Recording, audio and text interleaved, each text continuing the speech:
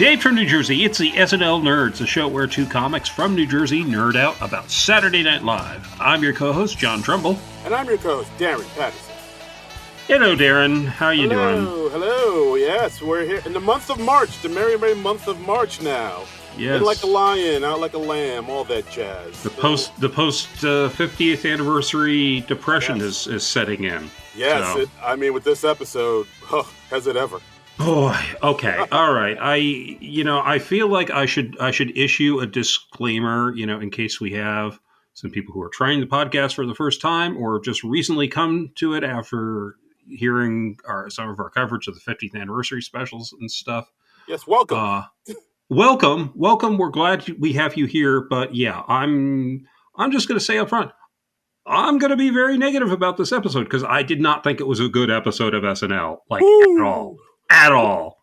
We're getting salty, Trumbull, today, ladies and gentlemen. But I just want to assure people that I do generally like the show and do generally enjoy watching the show. But when it's a bad show, I'm not going to pretend it's a good show.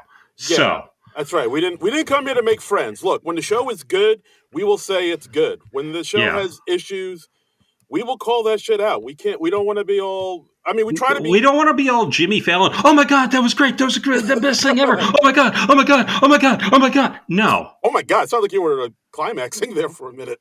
Well, I was doing Jimmy Fallon, so. So yeah, he's always edging. Yeah. On the cusp of just blowing his load. Well, yeah. Now you have that image in your head. You're welcome, listeners. Yeah. So anyway, you were saying. We try to be positive. We try to, just try to. We don't want to be those negative trolly people you see on the internet. We try to be the antithesis of that. But at the same time, we don't want to be fake. We don't want to lie. We want to just say hey, this is this and this is that. And so when we're keeping it real, son. Yes, dog. So when we see an episode we like, we'll say, yeah, this was good. Yeah. If we see episodes that need work and aren't that great, we'd be like, hey, this wasn't the best. But that doesn't mean we hate the show. We love the show. I think it's the fact that we're so critical of the show comes from our love from the show. We wanted to see it do well and succeed. Yes. Yeah. It's like when you're following a sports team and your team does badly, they have a really bad game. They just can't get it together. That's what this week is. Yeah. This is the show not getting it together. And look, we knew probably it was going to be a bad show because it's coming off the 50th, and usually the first show back after a big thing like that is usually bad. And boy, did they prove us right. And this is with the host that we have, this is the Shane Gillis and Tate McRae episode. Gillis, it's season 50, episode 14, March 1st, 2025. Yeah. And Shane Gillis, he's a very successful, popular comedian, has a Netflix show, and he has, stand-up comedy specials and the like, and he was also almost on SNL, but they let him go due to some incendiary comments he made on a podcast. So this is the second time he's hosting, and I don't know. I don't get why we're doing this again. Yeah, I get why Lauren had him back to host, and that was, I think, a nice gesture on Lauren's part, and that was also sort of like Lauren, kind of having his cake and eating it too. Is like, oh well, I can't add him to the cast. Fuck you. I'm gonna bring him back to host. But why have him host a second time? He wasn't all that wonderful when he hosted the first time. Yeah, he really wasn't. And the second time, it's a lot more the same. I get having him on because he has a huge fan base and you want to sort of siphon off some of that for your show. But so it's more of a strategic stunt casting. But as far as his performance goes, I don't know. I tried to give Shane Gillis a shot. And I after this and actually seeing some of his specials, I actively don't like him now. Yeah. Yeah. People say, oh, he's really funny. He's stand up. I'm like, is he? I've seen his stand up. It's kind of underwhelming. And especially after this monologue, it's just I don't. Yeah. Okay. Yeah. We'll get to the monologue, but I just want to talk about him Jose, this just feels like Lorne being spiteful and having him back. I'm like, did you like Shane Gillis that much as a person? Was he that fun of a hang backstage or something? Because Yeah. I just don't get it why when they have somebody host the show and they don't do terribly well, why we keep having that person back. It feels Yeah. like SNL isn't all that much of a meritocracy anymore. Yeah, it more feels like, hey, this person's gonna put eyes on the show. This person's gonna keep the show trending on social medias if we have them on. So we're gonna have them on whether you guys like it or not. I mean, the fact that Right. I kind of noticed that Bowen was never in sketches with him this episode, like made me think like, all right, this I don't yeah, know. let's take Yeah, this back. I don't want to. I don't know if I want to go deep into that conspiracy Yeah, I don't want to. hole. Yeah, because I'm not going to pretend I know what the behind the scenes stuff You was don't want to going hear on. you don't want to hear you don't want to spread baseless gossip, John. I mean, what kind of podcast hosts are we if we don't do that? I don't know. I mean, I'm not terribly interested in that stuff. I'm just interested in whether the show's good or not. Don't you want to So stoke the flames of the fire and cause mayhem on the yeah, I guess I interwebs? am a bad podcast host. Think of the clicks, John. Think of the clicks, the likes, the retweets. Come on, this is how we get put on, son. That all sounds exhausting to me. I don't know. This episode of SNL, it actively depressed me. Yeah, it. I mean, I'll. It wasn't the worst episode I've seen. Like, I still think the Jacob Elordi episode was probably worse than this, and the Dakota Johnson I would say was worse than this. I mean, the Dakota Johnson at least gave us the roast battle with "Please Don't Destroy," so it gave us something that we liked. Oh, that's yeah. All right. And Yeah, that like was the okay. first Shane Gillis episode, it gave us that Limu Emu parody where they do a murder, which you reminded me last week wasn't even on the aired show. That was a cut for time sketch. Yeah, So, and the fact that I remember literally nothing else from his previous hosting gig, that's not a good testament to how well he did.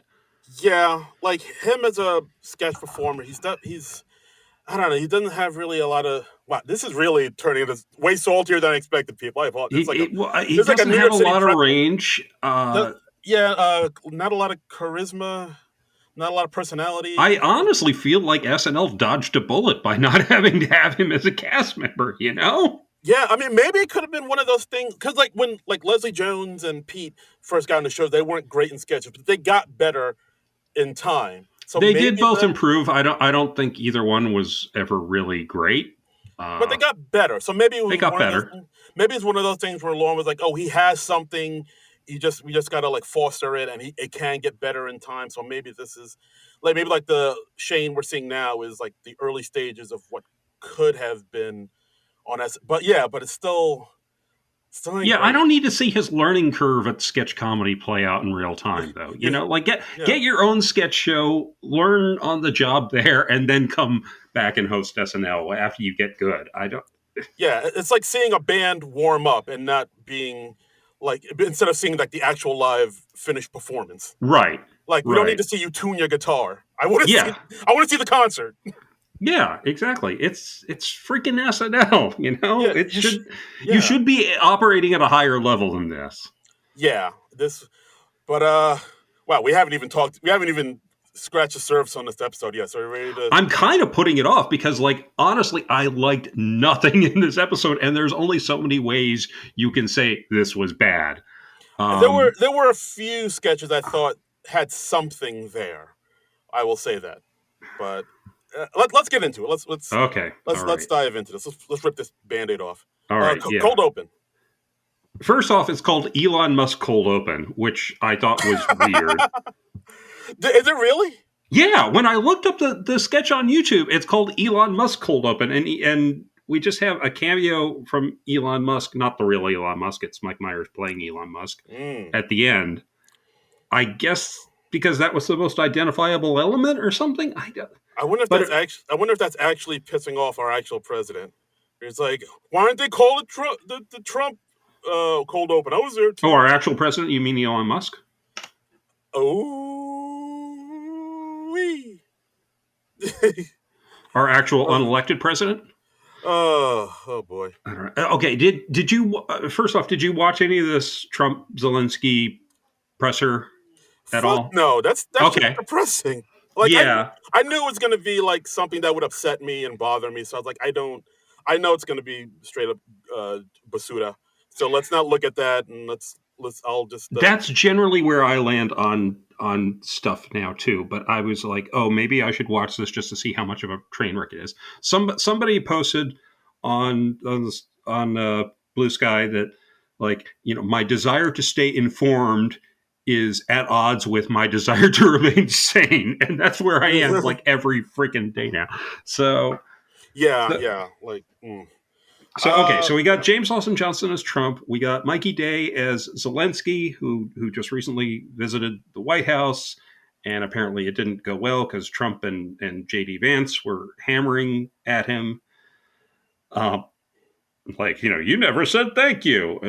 yeah. It's like a thing where what actually happened is so much of a parody. It's kind of hard to make Yeah, jokes about it because like they did do a lot of what they actually said and what they yeah, actually did, and it's like, oh yeah. It's tough to really exaggerate this and escalate it and make it more absurd so it works for comedy purposes. Because the reality is just so absurd already. We also have Bowen Yang as JD Vance and Marcelo as Marco Rubio, who apparently was also there. yeah, exactly. And then of course Rubio's by Marcelo. He didn't have much to say. Right. Yeah, this cold open I thought is not a lot of strong jokes in this one. It kind of drags on No, a little bit here and let's there. see. I wrote Trump says Zelensky is dressed like casual Star Trek because Zelensky was in his like sort of fatigues look, Right. and they gave him shit about not wearing a suit. In real life, they gave him shit about not wearing a suit on his So it's visit to the White House. yeah, so it's literally them just saying what he actually did. Yeah, and it's Um, like fuck you, the man's at war. yeah. Um, They threw in some references to Anora and Brutalist, some Oscar nominated films. mhm. Trump mentioned how he's the CEO of Gaza Hotel and Casino. Uh, Yeah. Not a lot here as far as jokes. Let's see. Yeah, I wrote Zelensky dressed like casual Star Trek, and Trump says something like, well, we like Star Trek because there's no DEI, and the white man was in charge, and Spock was Guatemalan.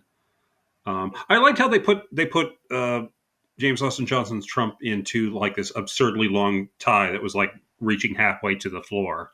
Oh yeah, that's like he mentioned that too. How the ties are growing by the minute. You don't even Hmm. have to toss dust in there. The tie just gets all the dust up by itself. Yeah. It's like okay, We have Marcellus Rubio. He's just kind of fully disassociating. Um, and I wrote down JD Vance says, I've been to Ukraine on Google Maps, which is decent line, semi decent line. yeah. And then we have Mike Myers come in as Elon Musk. Because Not SNL's like the mob at this point. It's like no one ever truly leaves. You are an SNL cast member for life, and you can be called to do something heinous at any minute of the day. yes, it's like Hotel California. You can check out anytime you like, but you can never leave. Right. Yeah. It's like Goodfellas, you Yes, know? such a lovely place. But I don't mind his impression. I thought Mike Myers was pretty all right as Elon. Asking, "Hey Donald, what are you doing in my office?" I thought I was a little mixed on it because I thought on one hand he nailed Musk's weird awkwardness. And yeah, Yes, I know the man's on the spectrum and all that. Yeah, he's still an asshole. yeah. Um, Like I've seen people on the spectrum that are actually nice and have yeah, compassion and considerate.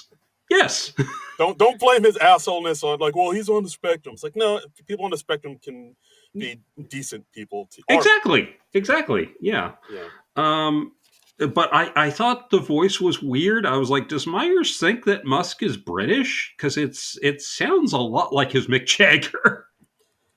Yeah, I guess the South African accent is kind of hard to nail down. It's a weird little. Well, I shouldn't say Yeah, weird. I shouldn't say I weird. It's not weird, but it's just like difficult to do. well, he's a Republican, so they are weird by nature. Not because I hate you. That's an OPP reference, my friend. Bam. Yeah, I'm the perfect audience for that, Darren. Yeah, Trumbull, you know how you rock out with Naughty by Nature and OPP? Yeah, And well, yeah, you know me. there you go. See, so you do get it. I get that. Come on, brother. Don't front. I'm a white man. How do you not know this after 6.5 years? But I imagine you know Naughty by, like, everybody knows Naughty by Nature OPP. That Yeah, but not enough to like quote the All more obscure lyrics. all right. I like you got to mainstream it. You got to dumb it down a little bit more for me, buddy. Okay, I'll do like a crisscross jump or something. Yeah, Something way or more. or just send me a note in the chat. Okay, all right. Like, yeah, Trumbull. I'm going to reference this. Don't be scared. Okay, I'm gonna reference MC Hammer. Don't freak out, man. Yeah. Too legit to quit. That's an MC Hammer song. I do know. I do remember Too Legit to Quit. Yes. There we go. All right. See, look, we're meeting in the middle, man. Yeah. So anyway, what we're talking? Let's see. I have. Dismukes comes on. Andrew Dismukes he's one of Musk's balls. teenage Dodge programmers, and he talks about how they have a new Department of Undoing Child Care and Education, which is abbreviated douche. So, or I think it was Child Health and Education because we need an H in there. But douche, and douche is gonna clear everything out.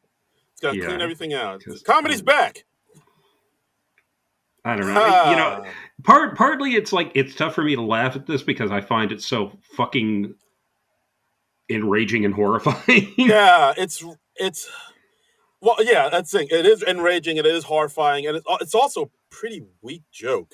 Mm-hmm. Like douche, and it's gonna clean everything out like a douche. It's like, yeah, like joke wise, it's not that strong. Yeah. And then you're all joking about something that's actually happening. That's actually pretty horrifying, and that just kind of like even the audience didn't really seem to be that pumped up about this cold open. Yeah, I think I'd rather just SNL leaned into the silly instead of the hard political. It's not. They treat it like a rule now that they always have to have a political cold open, and you don't really. You don't, but again, there used to be more of a mix. Yeah, but you don't have to. But they do it because people are expecting them to say something about the political climate because SNL always reflects what's happening, politics wise, and that stuff like that trends, and it keeps the SNL name in the zeitgeist. So they feel like, I guess, well, we have to just to stay relevant.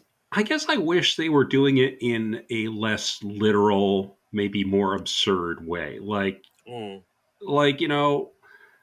do something creative. Like, let's flash forward to after the orange demon's arteries finally clog and he passes from this mortal coil and we see him in hell and nobody in hell wants to take him or something like that. I want to see something more out there, That would be good. Remember that cold open from years ago when Adam Driver hosted, and it was who was it? It was John Lovitz, that's recently deceased politician who went to hell. Right, he was there with Kate McKinnon was the devil, and Driver was Jeffrey Epstein.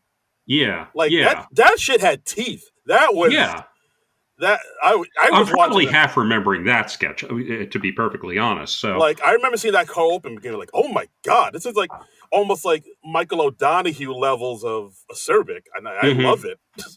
I'd like to see a little more of that type of thing rather than just let's recreate the thing that happened in the news this week, because that's just just have something with some teeth, because no matter what you put out there, the right is going to have a problem with it. So just put out something that's actually saying something that you really believe. They're never going to be on your side anyway. So just fucking rattle some cages and say some shit that'll really enrage them that you believe in.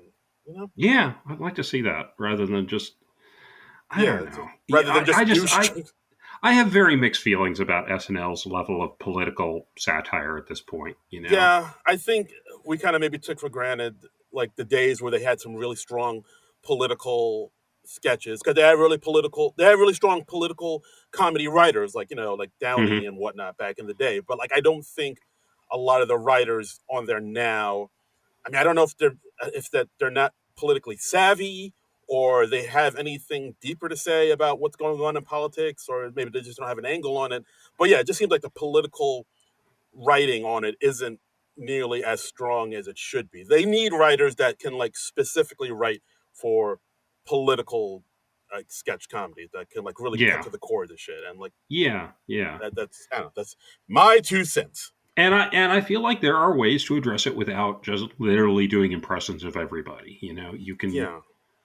I don't know, just like take some of the absurdity and like have ICE deporting like space aliens or something like that, or Yeah. like I want to see them go more out there and address what's going on in a more creative way. And Yeah. I feel like there are ways to do that, and I feel like the audience would be more responsive to that. Yeah, yeah, I agree. I agree. Yeah, just because just real literally regurgitating the exact Hmm. things that happened on it ain't It's not working. doing it for me It's anymore, not man. working. It's not. Yeah. Oof. It's So and maybe it's more of a me thing than it is an SNL thing, but I think it's an SNL thing too. yeah, I'm with you there. I'm with you. It's Yeah, just off to a rollicking start, yeah. During the opening credits, I actually put in my notes, "Oh, thank God! Please don't destroy film. Oh, thank woo! God." And then we got it, and then I mean, but right now I'm just noting how it made me feel in that moment when I saw that in the opening credits, because we've seen very little of them in the 50th season, and very I've true. missed them. Yes, I miss my boys. So, okay, so Mono we have next monologue. is Shane Gillis monologue. Shane Gillis and his dumb mustache. I didn't like looking at that for the entire episode. Yeah, Yeah, it's definitely a choice. it's just. I mean, yeah. What's going on with that? No, it doesn't look good, and it's 2025. Yeah, he's definitely leaning into the middle-aged Midwest dad vibes. Yeah, Like, and he's not even that old though, is he? He's like, I don't know. I just. Okay, we'll get into his age later because it directly has a bearing on one of the sketches. okay, But okay, let's talk about his monologue. yeah. All right. Um, Well, Shane Gillis, 37, so he's not that old. okay, But if you okay, say so. all right. But yeah, this the monologue. I'm seeing a lot of people online just not loving it, and I haven't I looked at any of the discourse yet, so. I kind of get it. It just if anybody who isn't in the comedy scene and has Mhm. never been to a comedy open mic, watch this monologue. It really felt like an open mic. It felt like kind of Open like mic vibes, yeah. yeah, like it kind of felt like a bunch of ideas and half formed thoughts. Not a lot of punchlines. It's if the whole thing felt like Well, he was kind of working out and yeah, workshopping I stuff. didn't feel like he had any sort of original insights or anything like that, which is one of the things I'm looking for in a comedy monologue, especially from a professional stand-up comedian. Yes, especially And yeah, he's he says like hey, the nice thing is we never have to see Donald Trump debate somebody ever again, and that was fun, right? And I was just like, no, fuck you, stop acting like this shit is still funny. This Stop being like a goof in like 2017, dude. Catch the fuck up. yeah. The world is on fire and crumbling, and Yeah. you're like literally playing the violin while Rome burns. It's like, oh, this I mean, is cool, right? It's like, yeah, that is it? is so that right there, that pissed me off because it was like Yeah, how everybody, like, when he was starting to run and everybody was like, oh, Donald Trump is running for president, isn't this going to be hilarious, because let's just give him as much airtime as he can before his campaign inevitably explodes, and then he fucking wins the election, and yeah. woo! We're coming in hot, ladies and gentlemen. We are coming in hot Yeah. this episode. So I have no time for people who are still like, oh, ha ha ha ha ha, isn't Trump still a goofy idiot? It's Yes, like, no one I know died yet, yeah, I so just we're good. and then But he yeah, then he segues into Biden jokes, and he's like, oh, in between teleprompters his face would go back to being dead, and it's like, what? Why the fuck are we doing Biden jokes? yeah, like He hasn't been I president since January. He pulled out of the race in what, like June? Yeah, I remember we were on the we were doing the podcast when that happened. Where Yeah, when the news pulled out. broke, we were actually recording an episode of the podcast, and you and our guest had like spotted it on the news. I hadn't heard because I'm a professional. I was committed to the podcast. I am not. Yes, and you were both like, "Oh, Biden just dropped out of the race," and I was like, "Ugh." And yeah, I think that was like June or July or whenever it was. Yeah, like I mean, I can get it if you had this joke that you were still trying to work out, but he didn't really say anything. It was like more of a kind of a thought. It's like, oh yeah, he used to like kind of stop and pause and between after he give a speech. That was crazy, right? I mean, it's And like, it's like, yeah, is who it the hell's was that thinking about Biden anymore? yeah? Yeah, Like was it worth you talking like that? That didn't go anywhere. And yeah. then he kind of goes off into this thought about how yeah, white guys always ask their girlfriends if they ever Oh, wait, but before that, he said something like being liberal is like being the Sith. What yeah the hell was that? yeah that. I, Mm, he was just bombing, and he was doing another thing that I hate seeing comics do, where he was, and I'm not sure which he was doing. He was either laughing at his own jokes, which I hate, he does that quite a bit. Yeah. or he was starting to laugh at how much he was bombing, which is a little more understandable, I think, because sometimes it is when you're not doing well, you become amused by how not well you're doing. And I Yeah. recognize that feeling and I recognize that impulse, Oh. but it's still not great to watch. Oh, I feel seen. Yeah. Um, Yeah, and then then he kept saying, "Well, now I'm going to lose you even more." And it's yeah. just like, all right, well, okay, or maybe he was just nervous and he was kind of putting it out there. It's like, yeah, I'm not doing great right now, but Well, I think he here we go. recognized it wasn't his crowd. Um, Yeah, but I mean, you should know that before you take the gig to host SNL, right? yeah, yeah. And Eh. and then he was like, "Oh, and every white guy when they start dating a girl, they have that question. You know the one I mean. I don't even have to say it." And then he says it, and it wasn't what I was thinking at all. Oh, really? I kind of knew that's where he was going. I didn't see where yeah, it was like every white guy asks if you've ever had sex with a black guy. And I was like, what? What the fuck is this premise? What? I I mean, I think it's something I've kind of heard before, but then he doesn't really explore the premise. He doesn't really have anything to say about it. Okay, Kind I of. thought he was leading up into like uh asking if you've ever had sex with a woman. Oh yeah, that could have worked too. Yeah, because I don't know. I don't agree with him that it's that universal of an experience of when a white guy starts dating a woman, they ask at some point, have you ever had sex with a black guy? I don't. I've kind of heard that. Like it is. Well, Okay. like, but see, that's the thing though. That's like something he could have explored. It's like, well, why do we say that? Why do we think that way? Why a black guy? Why not an Asian guy or Latino? Like he could have like dug deep into that premise and come up Yeah. with some good jokes, but he doesn't. He just kind of is like, oh yeah, we all ask what if our girlfriends ever dated or slept with a black guy. That's weird, right? And like it does, it's just like kind of surface level shit, and it doesn't kind of go anywhere. It kind of Yeah. me like that's the thing with this whole monologue. It just kind of meanders here and there, and like without really Yeah. saying any punchlines. There's no jokes given. I was just like I was so weirded out by that being his premise that I couldn't really go along with what was following because I was like, wait, what? What the fuck is this premise? What? That is not on anywhere on the list of questions I hesitate. I mean, that's Yeah, white guys. We always ask if our girlfriends slept with a black, right? Oh, it's not just me, right? It's, yeah. I'm just he could like have done that. yeah. Like I'm made like it. that's a you thing, dude. Yeah, he could have done that. He could have joked about it being more of a him thing, or I don't. There was no joke here. It was just kind of like I said, like a half Yeah, that's the formed thing. thought. Yeah, it's like if you're gonna like talk about race like that, have a fucking joke. Yeah, it's just kind of like a thought. That's why I felt like this whole thing seemed like an open mic. It was just kind of Yeah. half-formed thoughts. And he talks about like how he's getting older and loves to watch, historical documentaries and Right. Ken Burns. And but it just kind of rambles, and there's like a few kind of funny things here and there, but no real strong punchline, no real strong point of view. It was just kind of whatever. he was talking about on the Ken Burns Civil War documentary, which is, that's going back to like sometime in the 90s, I think. He was saying there's one historian, Shelby Foote, who he thinks was rooting for the South and is just making up stories on it. All right. It was such a weak monologue, man. It was super weak. And I'm sure there's probably maybe some Shane Gillis fans out there and be like, oh no, these woke podcasters don't like my boy Shane because he tells it like it is. But he's not saying anything. There's nothing he's not telling anything. It's his own objectively weak jokes. Look, I am liberal. I am a lefty, but I can also appreciate comics who I disagree with politically. If you're funny enough, I don't care. You can make me laugh at shit I disagree with.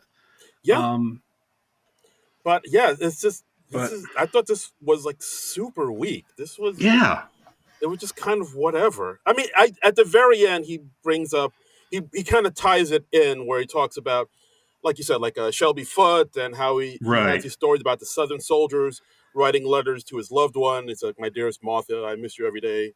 But, before I go, I just need to ask, did you ever, sleep with the black guy? He did a callback to his previously unsuccessful joke. Yes. Yeah, I mean, exactly. And that's kind of clever, but like, we went through a lot of nothing to get to that one kind of clever moment. We went to a lot of nothing to get to more nothing. Yeah.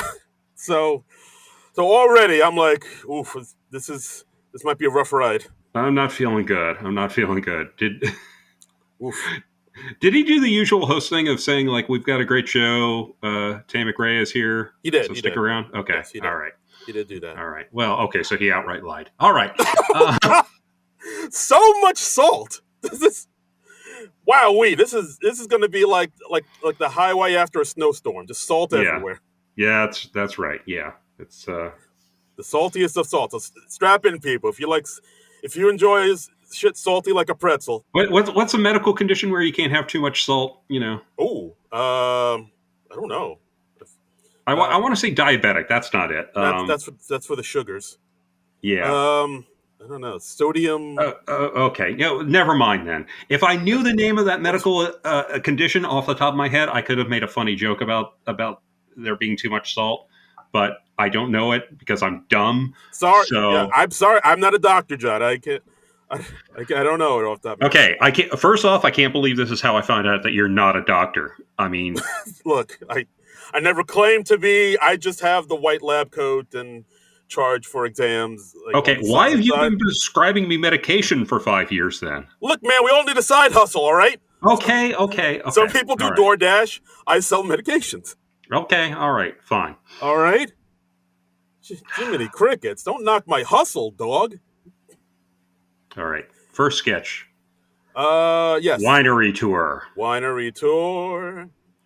Okay, first off, Andrew Dismukes is playing Shane Gillis' dad, which... Fucking what? Shane Gillis looks like 20 years older than Andrew Dismukes. Yeah, that's... I was like, all right, I was like, already I can't buy this. I'll suspend this. That is weird because in this sketch, Dismukes plays Shane Gillis' dad, and then in another sketch, Shane Gillis plays Dismukes' dad. Well, that makes sense. I mean, because Dismukes looks like 21.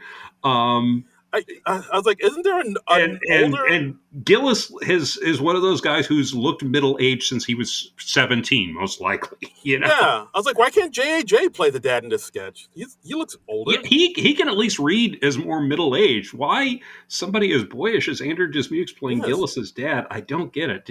What's his boyish charm and puckish good looks? Let me look. To see who wrote this one? Yeah.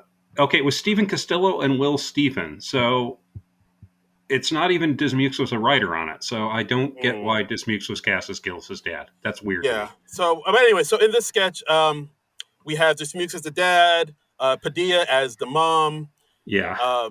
Shane Gillis as their son, and Heidi Gardner as Shane Gillis' new girlfriend, he's introducing to his parents, and they're all at a winery drinking wine. Right, and she gets her boyfriend to take pictures of her by an orange tree. And yeah, because that matters. The orange tree is very important, John.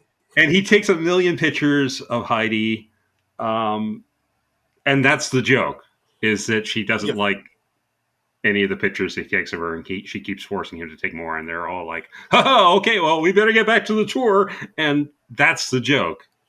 yeah. Like the whole premise is like, I guess it's supposed to speak to guys who have to take pictures of their girlfriends who are all about the Instagram, and they have to like constantly retake pictures of them for the gram, like they take pictures of Yeah, her but with the but clothes. okay, like push it to the next level. I mean, they did try to push it a bit where she's like taking awkward pictures of Gillis later on, and she's giving him weird directions. Yeah, But act like you have an egg in your mouth, smile with your nose.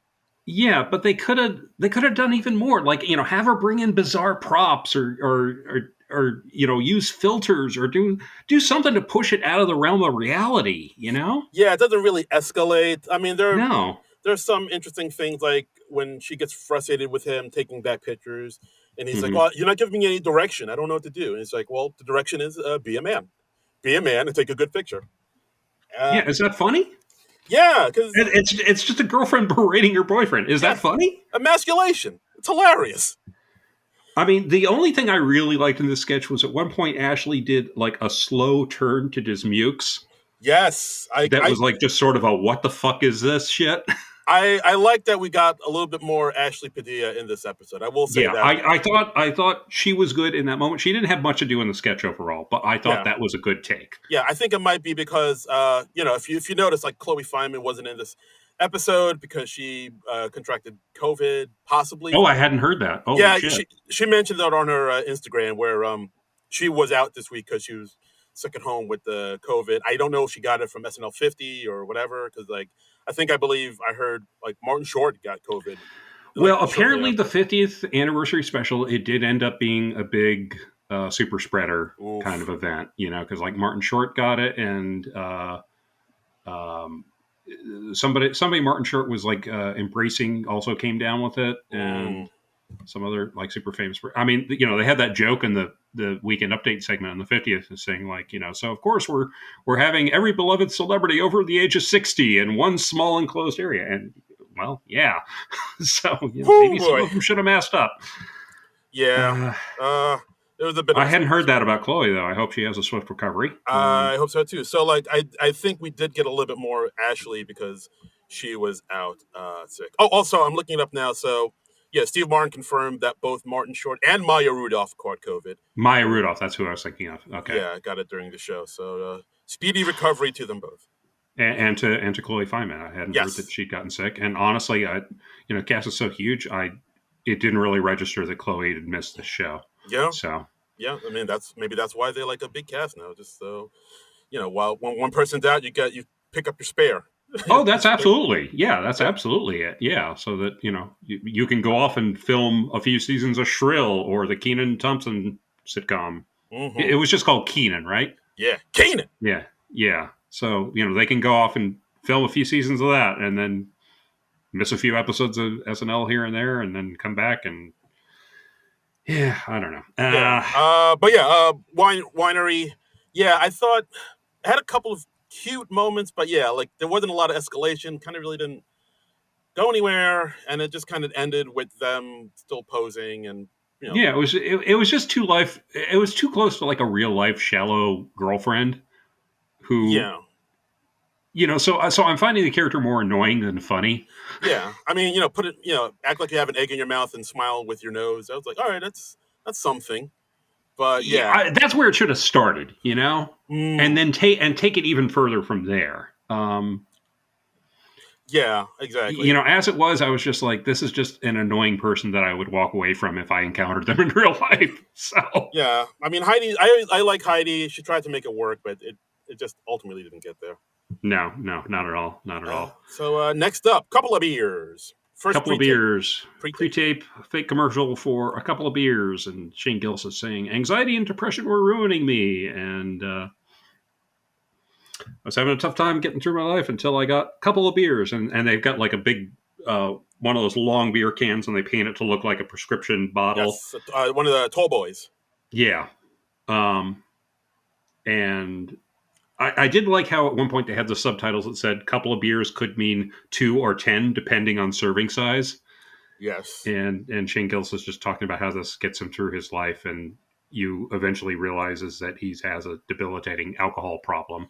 Yes, with And with a couple of beers, you will never miss a dose. Actually, it's kind of the only thing. After a while, it's the only thing you will remember to take yeah, daily. and he also said and if a couple of beers isn't doing it, if the side effects are too much for you, just use a little bump. And Right. they never use the word cocaine, but that's the implication. He's Right. got like a little bag of white powder. Because like one of the side effects of a couple of beers is drowsiness. So yeah, you Mm-hmm. got to, if you want to wake yourself up, take a little bump. A little bump, and that's the brand name. And so I thought that was good escalation. I liked that it ended with an intervention. Honestly, I wouldn't say that anything this week was a sketch of the night thing. If I had to pick something like gun to my head, Mm. this might be it. But I don't know. Yeah, This was okay at best. it was okay. It was an interesting premise. I was like, all right, so a couple of beers is just beer, and you're just kind of framing taking alcohol as like taking a drug to get through life, which I mean, if Right. it kind of is if you think about it. Yeah. So I was like, all right, so that's an interesting thing to play with. But yeah, I don't know. Yeah, it didn't quite get there, but it kind of came close to getting there, I'd say. Yeah. If you Uh, take a couple beers for boredom, depression, winter, affair, moderate to severe Italian wife. I was like, what? I mean, because if we don't have like a random attack against another ethnicity, how can we tell it's a Shane Gillis episode? Yeah, they're really leaning in on the Italian. I mean, I'm not even Italian, but like even I'm like, wow, really, Wait, you're not? like, yeah, yeah. Okay, wait. Okay, so you're not a doctor and you're not Italian. What else have you been lying to me about?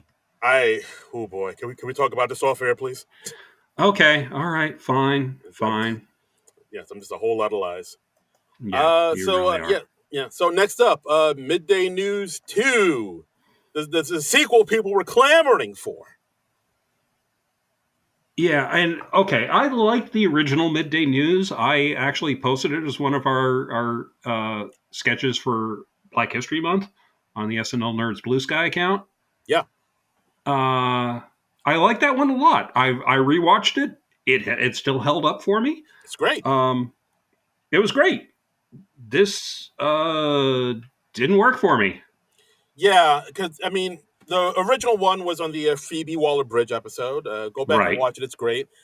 This one was basically it was just like a bad carbon copy of the original because like it basically is the same thing. It's like them. It's Yeah, basically it's a search and replace rewrite of it. yeah. And so it's basically Ego, Keenan, Heidi, and Shane as newscasters talking about the events of the day, the news, and of course Right. first to talk about a gang-related shooting, and it turns out that the people doing it are white guys, and of course Ego and Keenan celebrate that because it's not black people, and then it just kind of goes on and on them talking about And on and on on and and on on. and on and on. Yeah, but see, I think what the reason the first one worked is like because the escalation was a lot better, and like the energy was like way more up. It got you amped, and also like The first one had this playful quality to it yeah, where it didn't have any real malice to it. It was just sort of a playful, like, oh, that's you guys. That's definitely you guys. And part of that was we had Alex Moffat in the original one, and we had yes, Phoebe Waller-Bridge in the original one, and here with we have Heidi, Keenan, and Ego. They're all solid, but with Gillis, it didn't work because it's not funny because I felt like he meant it. yeah. Like, Really. there was one point where they bring up a story about somebody was eating raw chicken as like some Yeah, and type he of says, "You guys are the chicken people." I kind of felt like he meant that shit. Yeah, like I was like, when they were talking about looters, I was like, Gillis is hitting the word looters a little too hard. Yeah. Um, All these looters around, you know what I mean? yeah, it didn't work at all for me, and it's kind of amazing because I love the original one, and I think that one holds up beautifully. But Yeah. Uh, I mean, also with the original one, like once I still remember, like once they did the first joke, and like yeah, you kind of revealed what the joke was. Like after they yeah, said the first story, then we see Ego and Keenan celebrate. You hear the audience be like, "Oh, okay, I see what this is about now." yeah. They got on board with it, and yeah, Yeah, but then the second time, I kind of knew where it was going, and it went exactly the way I thought it was going to go. And yeah, you make a good point. It doesn't feel as fun and playful as it did the first time. It feels a little bit more like like a little bit more, not menacing, but yeah. it didn't. It definitely, the playfulness and the fun of it didn't wasn't there, and it felt like they were just really just going through the motions of the first one without any of the levity, I guess, of it. Yeah, I mean,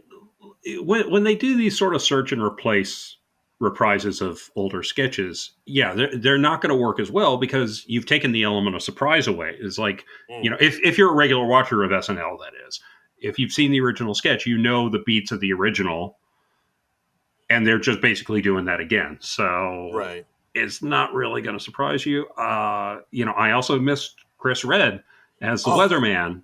I mean, instead of that, we cut to Devin as the chopper guy, and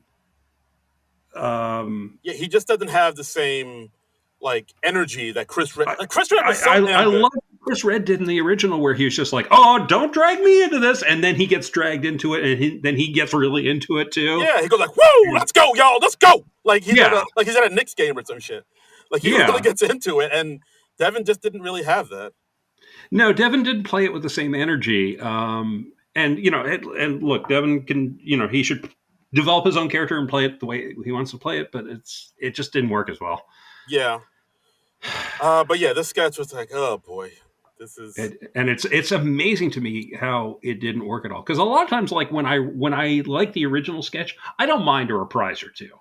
Like yeah, the science room, I enjoyed pretty much every time they went back to it. But yeah. But I mean, but like with the science room, they have like kind of as good or if not sometimes better jokes than they did the first time around. But this one, it mhm, just really felt like like I said, like a carbon yeah, copy type of thing. The jokes weren't really hitting, and like the energy. I think that was it for the most part. The energy was just different and off.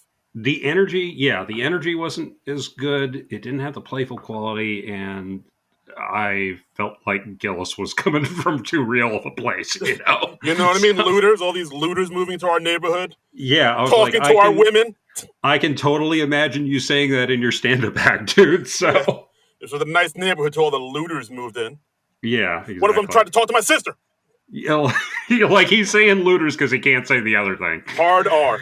Yeah. Oh God.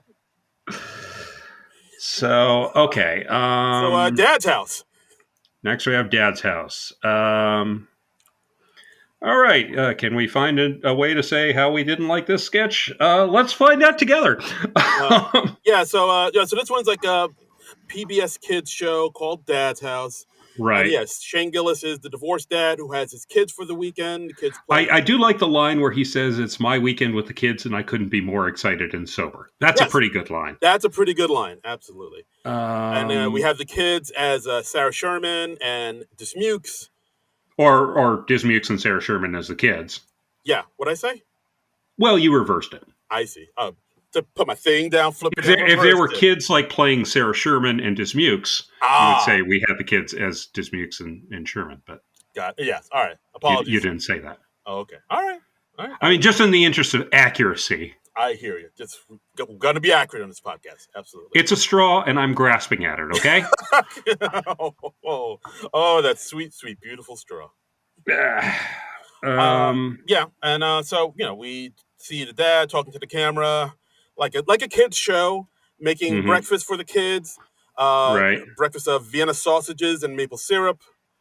right. Because he doesn't want your mom to think he doesn't feed you like you told her the last time.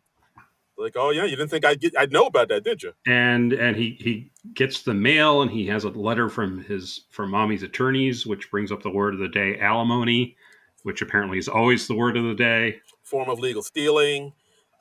We meet Bridget, who's a puppet, like Sesame Street style, who's Right. a dad's friend who wants to meet his kids. Voiced But by Heidi. voiced by Heidi, but of course. And apparently he did dirty puppet sex with her last night. Yeah, it's like, well, he doesn't want her puppet that he's hooking up with to meet his kids because she did nasty Right. things to him the night before. I did like the part where he called his ex-wife, and the ex played by Ashley Padilla, and the very first thing she says is, "Oh my God, what happened? Are the kids okay?" Yeah. I thought that was funny. And and then of course he talks to the new guy, and Sean, who's mommy's friend who takes them to the aquarium. Yeah, and and of course the ex-wife tells him to fuck off and go to hell, and he's like, "Wait, no, I love you." I don't hate the premise. It's an interesting thing to have. Oh, okay, like staying over at Dad's house and setting it up like a kids show. But I feel like they didn't take it far enough. I thought as it is, it was just kind of dire. I like the idea of playing the darkness of an acrimonious divorce against like the up air and absurdity of a Nickelodeon kids show or a PBS kids show. Because it seemed like at a few points he kind of abandoned the whole kids show facade, and it was just really like a divorced dad dealing with his separation from his wife and his kids. But it didn't. As it is, the puppet girlfriend seems very out of place because that was the most absurd thing in the sketch. And if they gone like a little more Pee-wee's Playhouse with it, it could have worked better. Yeah, like I feel like there's a better sketch in here somewhere, but they didn't. Yeah, it just kind of, even at the end, it just kind of peters out with them like, all right, let's take you back home to your mom, and then they just leave, and then that's it. So many of the sketches, it seems like they just didn't push them as far as they could. Yeah, and I'm realizing. So and I mean, again, like I know writing a sketch is tough. Look, we saw the documentary, but it feels like they really need to go there, and they didn't really go there, and like it just feels like they're kind of meandering about when they really needed to be more focused in a lot of these sketches. I mean, let's go full Mr. Rogers Pee-wee's Playhouse with it, and have him meet more absurd characters from like the land of make believe. Like have Mr. McFeely bring over the letter from mommy's attorneys or something, and have him be a puppet. Yeah, like when he gets that letter from his ex-wife about the alimony. Like they should have had somebody dressed up as a mailman, speedy delivery, and like that be a thing. But no, it's just like they just literally have somebody's arm stick out the door, handing him a letter, and that's it. I was like, all right, I guess. And I don't know. And again, this is like a sketch where, like Shane Gillis, you see his sketch work isn't the best, and he's not really adding a lot to the sketch. And he's just there. Yeah, it's just. Yeah, he's not elevating any of the material the way a good sketch actor can. So he's just kind of like he's just kind of going through the motions, and it's just like, I feel like the sketch could have been something, but it just did not get there. Nope. Recurring theme throughout this episode, I find. Oh God, I need to find some positivity in this episode. I feel like I'm just Debbie Downer. I mean, I want to find it too. If you know where it is, please point it out to me because I want to find it too. There's a few sketches later on. I feel like there are some positive things. So so listeners, I have positivity coming up. Don't bail on this. Listeners, no promises for me. Yeah. I mean, it's not going to be with this PDD sketch. But let me ask you this. Okay, you watched the show live last night, right? I did. Okay, and now I watched it on Peacock this morning because I'm old. And were there a lot of commercials starring various current cast members? Yes, on the live show. The T-Mobile, because I counted 3 on the Peacock. Rerun.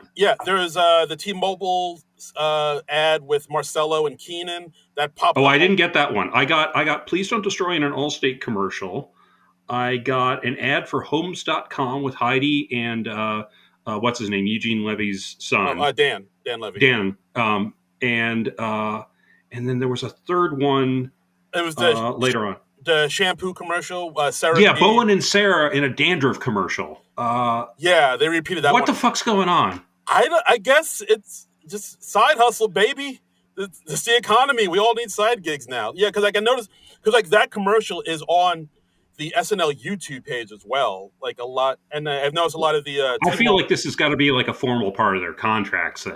That I like you think have to so. star in some commercials I for our guess sponsors. I guess so because there's also the Capital One spots with Yeah. Molly Shannon and Anna Gasteyer where they bring back their delicious dish characters. Right. I saw Well, I mean that that quite a bit. like that's fine because they're no longer under contract to SNL, Mm. but it feels really weird doing commercials, real life commercials with current cast members to me that air during the show. Yeah, it is a bit That feels odd. like a conflict of interest to me.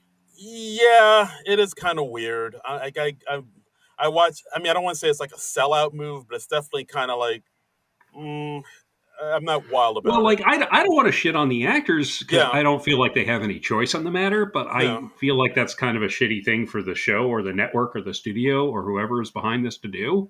it is. Yeah, it is a thing. Like, yeah, we had some deal with Capital One, so now you guys there and star in Capital One commercials. I Right. think Ego is starring in some commercials for somebody else or someone else. Yeah, But I've seen yeah, her in something, and yeah, it just it feels creepy, a little bit. Yeah, it's just you like know, and it makes me feel for the actors because I'm just like I'm sure they're all like I'm sure they mostly don't want to do it, but they're all just like okay, fine, this is what it is. Let's see how we can make this at least a little funny. yeah, it's like oh yeah, we'll rent out our cast members to you so they can hawk your wares type of Yeah, thing. it feels weird. Like we're pimping out the cast now, Yeah, and I don't like that.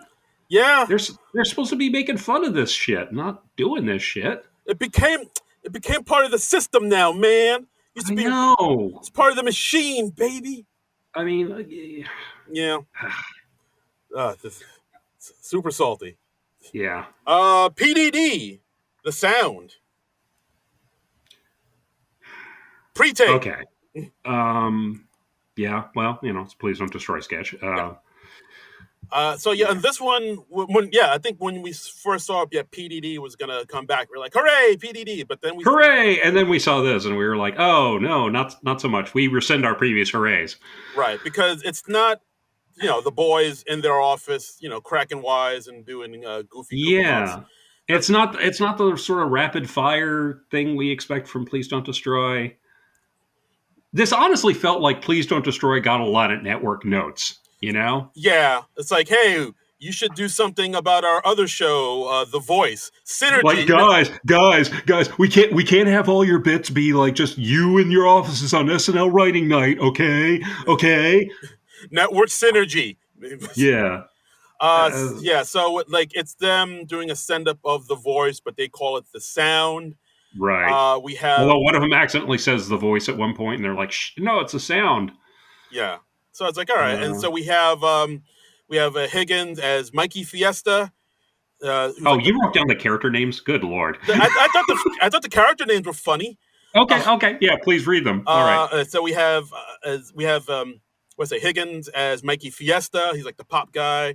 We have Martin as Eddie Thrashhorn, the English rock guy. Okay. We have Ego as Coco Summers, the R&B person, That's not bad. Yeah. and then we have Ben as the country guy, Cody Swigums.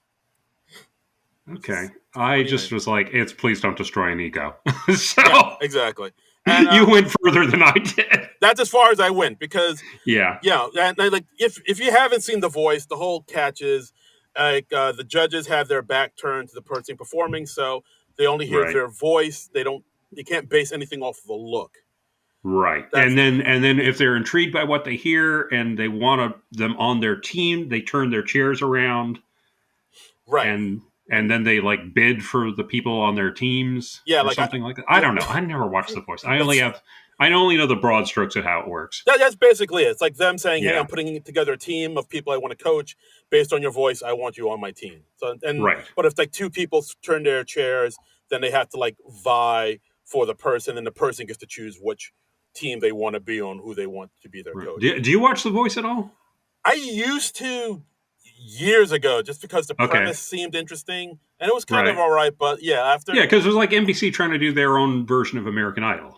yeah, basically. But then like once the premise kind of runs its course, it's and like they switch out the judges like, all right, this is kind of past its prime now. So then Right. I just kind of dropped off, fell off. But it's a thing where like once I saw what they were doing, I could kind of see what the joke would be. It's like, oh, okay, so the thing is they're gonna hear somebody's voice, they're gonna turn the chairs around, and the person's gonna be some unsightly mess. And Right. sure enough, that's exactly what happened. They turned their chairs around, and it's Shane Gillis with like Like a page boy haircut. yeah, and he's like jazzy scooter. He Yeah. has like the serial killer glasses, and he's just unsightly wearing flip flops and a t-shirt. And then they just Oh, that's unsightly now. Okay. yeah. Oh wow. Apologies to all the flip flop enthusiasts out there. Yeah. I did not mean to. Although, stop wearing flip flops. Wear fucking shoes. Yeah, You're an adult, unless for you're at the beach or at the pool. No one. Yeah, I don't want to see your feet under any circumstances. Yeah, exactly. No one wants to see your nasty ass feet. Clip your toenails. For crying out loud. And just cover those puppies up. Yeah. For God's sakes. For the love of Pete, no one wants that. Yeah. But like once you see what the joke is, that's it. That's as far as the sketch goes. Because like, they see the person's unsightly, so they press their button again, they turn their chairs around. Yeah. And then they're like, all right, no, and they turn their chairs around and nobody wants him because ha ha ha ha ha. Yeah. And he says at one point, you can't bail on me because of my looks or my vibe. Yeah, so they press the button again, and they turn the chairs around. It's like, yeah, you're right. Let's get to know you more. I did like towards the end that Ego drives her chair off. Yeah, like that was the funny. Scooter itself. That was cute. Yeah, and we have a Tate McRae cameo towards the end. Yeah, because at the end, they say, yeah, there's no way you're going to be a huge star, and then it cuts to him being a huge music star with Tate McRae, our musical guest, in a video, and that's kind of how it ends. It's the escalation isn't there. Just awful and not up to Please Don't Destroy's usual standards. Yeah, and I just felt like their voice was very neutered. Yeah, very much. It's just like a very watered down. It feels like a corporate approved PDD. Yeah, it really felt like they got like a load of network feedback, and they were like, "Well, you can't get away with that shit you did last season." And it's like, no, we like this shit they were doing last season. We didn't think it was shit. I mean, I know from what I've heard and from what they said, I think in the doc, like they don't get too many notes from the network. Okay. So like the fact that this is happening is like, what? Why is this so lame? Why is this like kind of a lame sketch? And look, I mean, nobody bats 1,000, but but like even by TDD standards, this is just not up to snuff. I mean, it was very disappointing, especially considering we haven't had a genuine Please Don't Destroy sketch in I don't know how many weeks. It's like since before the new year, I think. Yeah, it's been a minute. Yeah. But yeah, this was just like awful. Hooba. I chihuahua. And then and then on the Peacock viewing, it was followed immediately by them in an Allstate commercial, which really left a bad taste in my mouth. Yeah, it's just like everybody's got to make $1, I guess. But oof. Yeah. Speaking of oof, our musical guest Tate McRae did 2 songs, Dear God, and what wasn't the first one? I thought Sports Car was the first one. Oh, was it? And all right, it was. Dear God was the second one.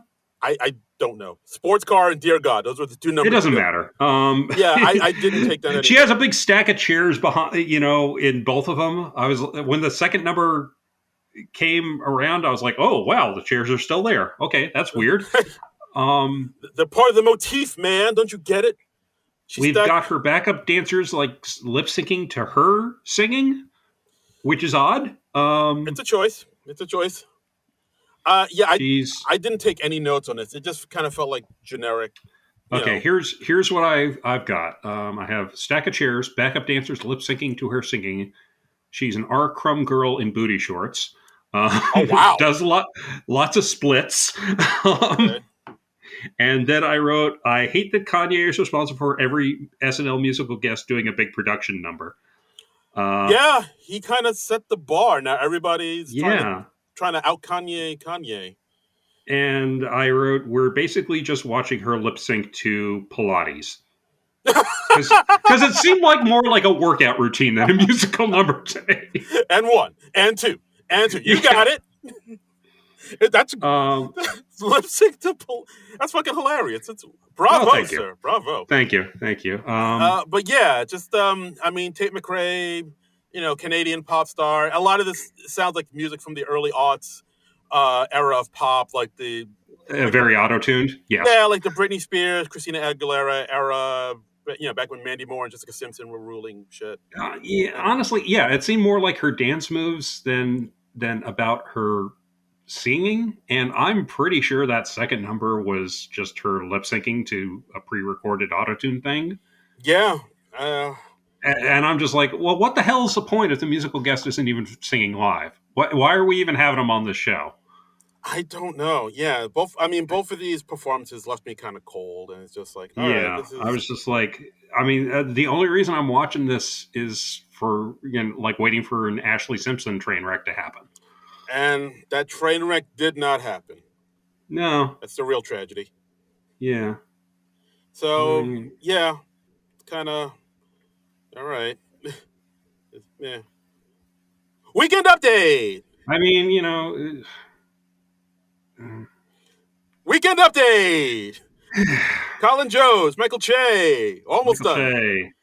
Che. Even a disappointing weekend update. I thought I didn't think any of their jokes were especially notable. Not a lot. Yeah, I was trying to find some jokes that like I kind of liked. I mean, Che had a joke about MSNBC firing Joy Reid and Lester Holt stepping down from the nightly news, and so he's like, "All right, NBC, there's just one left," and then they cut to him. Yeah. There was a AI video of Trump kissing Elon's feet.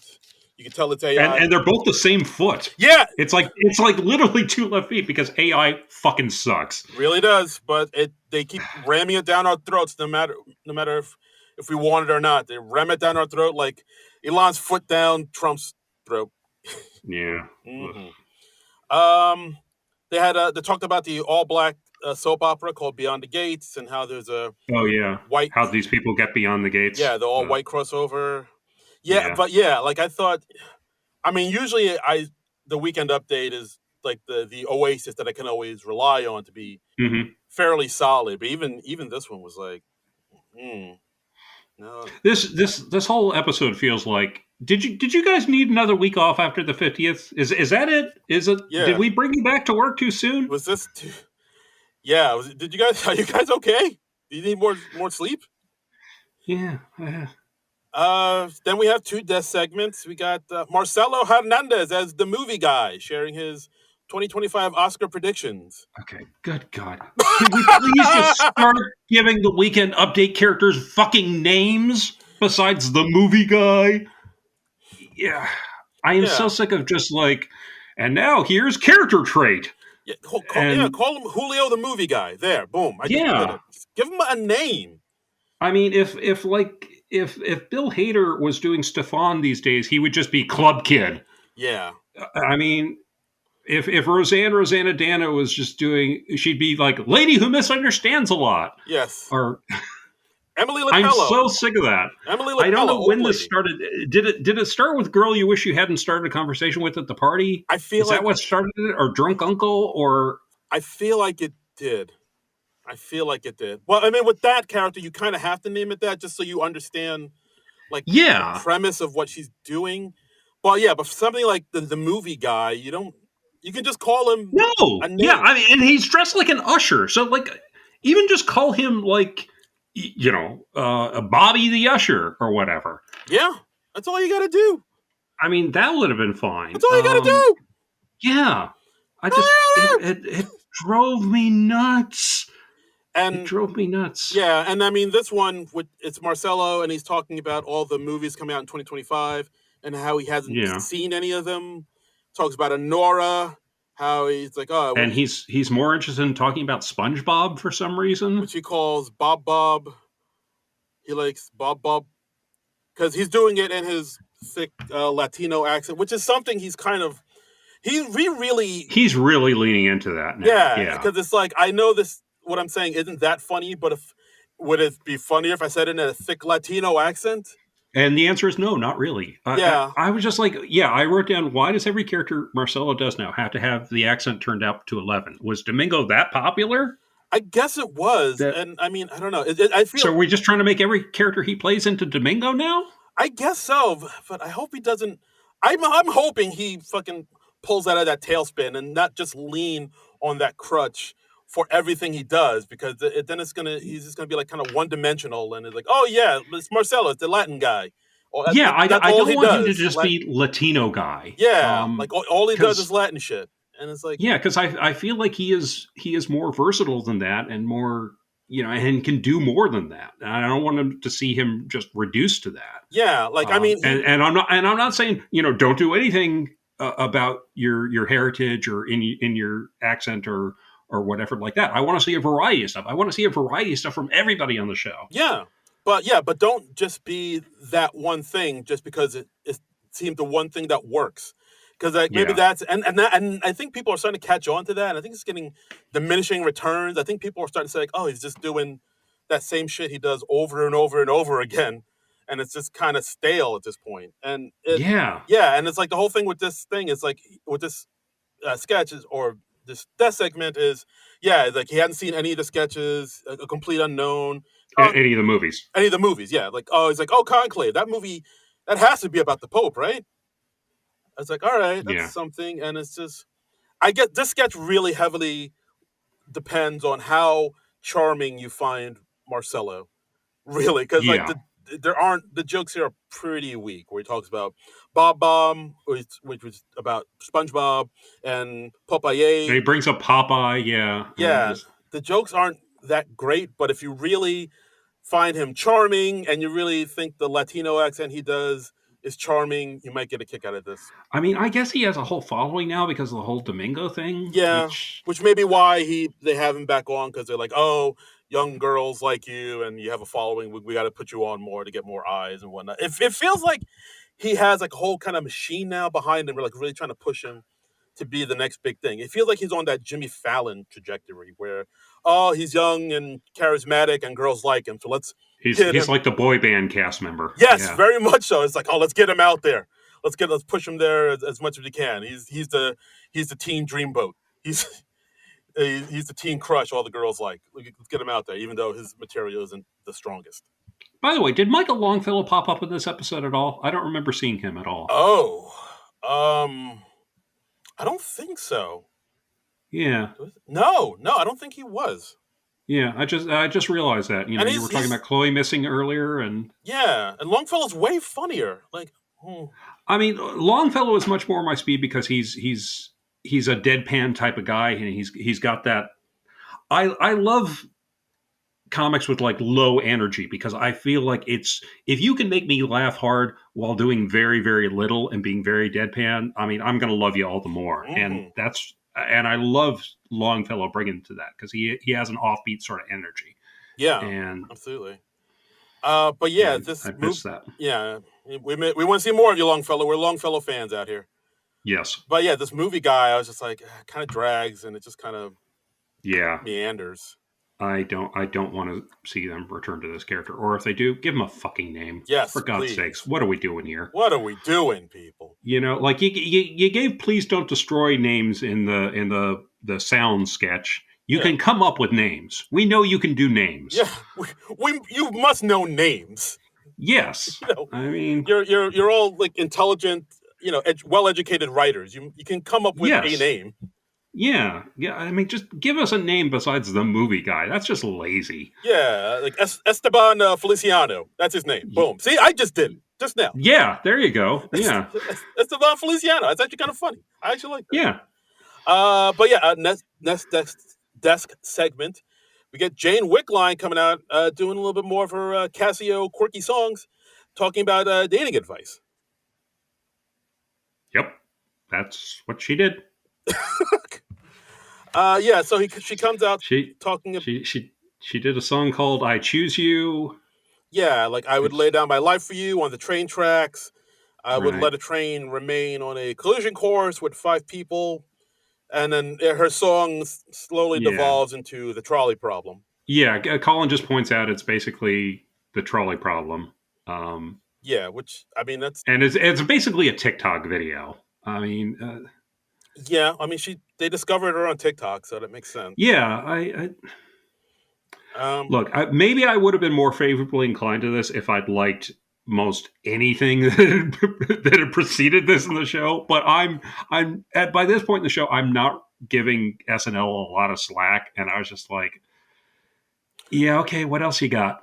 yeah, I mean this one was a Yeah, little bit better, I'd say, than the movie guy, just because like she kind of goes off into little tangents talking about, oh, I would kill all these people during the trolley problem for you, and then I'd be so racked with guilt I'd kill myself within a year, which is kind of like dying yeah, for you. I was like, all right, that's clever enough. And then Colin talks about how like this is an why are you creating this imaginary scenario that's never going to happen.